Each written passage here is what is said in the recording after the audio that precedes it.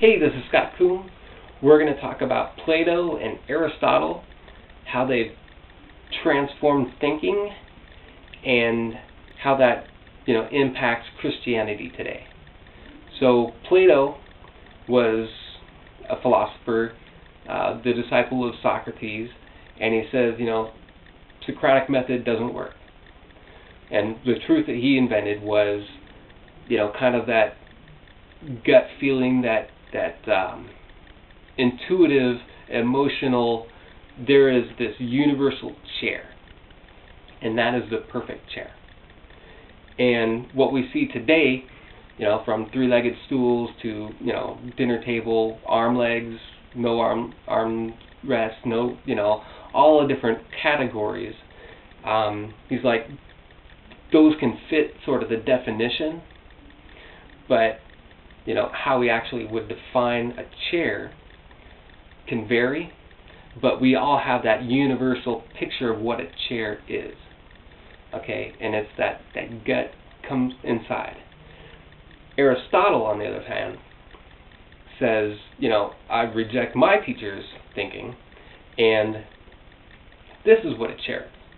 And so, out comes the categories, putting everything into a box. Okay, it's depending on functionality. Is it a couch or a chair or a love seat or, X number of things. How many legs does it have? Does it have armrests? So it's this kind of a chair, this kind of a chair, and categorizing everything. Because he wasn't a spiritual person at all. He was more of a, empirical. What does it look like? What can it see? What can we see, touch, feel? What does it smell like? All these things are categories that he puts into place. Okay, that is how he understands truth.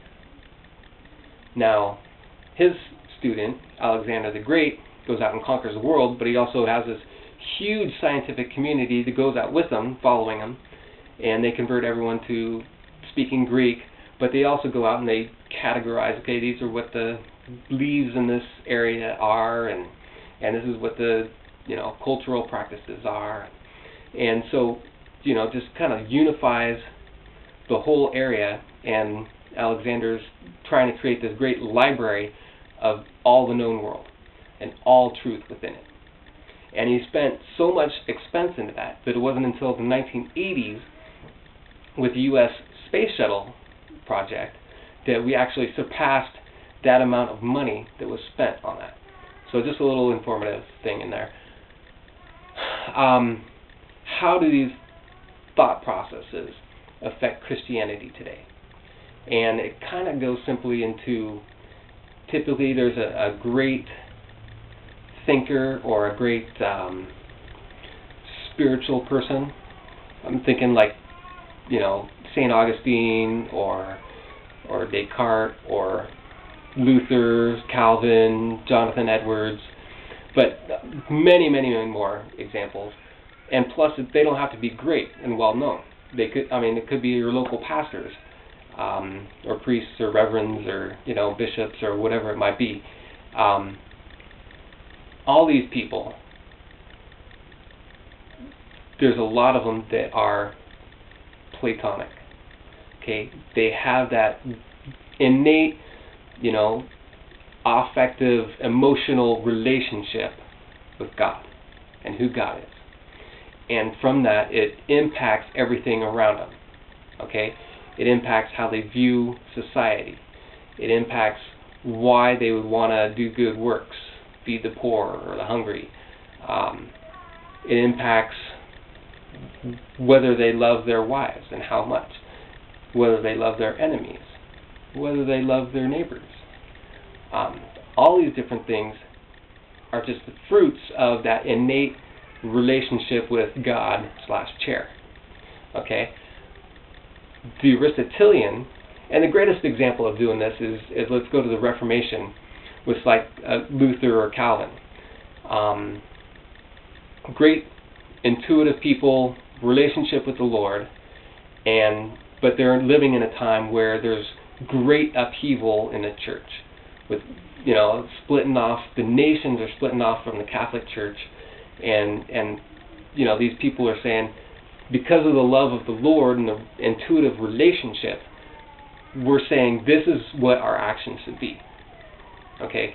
Now when Luther and Calvin die and their followers are there, they're saying, well, the debate still rages, but they're no longer speaking it. So now we have to take the body of works and writings and what we remember they said, and we create all these boxes on what Calvinism is, or Lutheranism.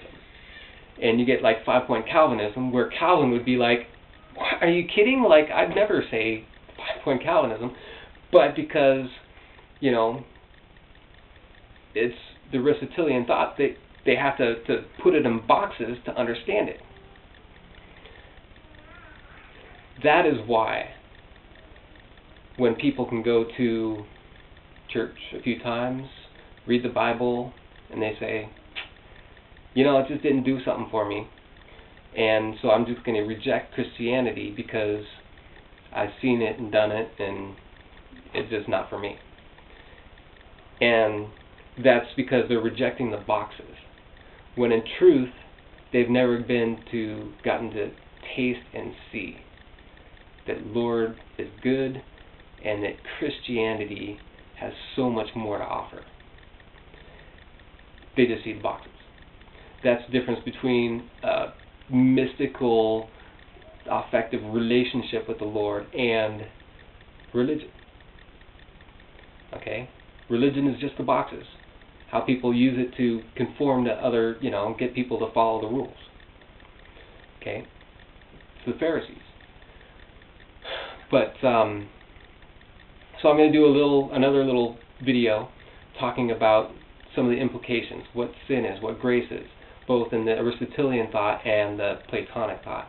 So check that out, and hopefully it'll be good for you. Talk to you later.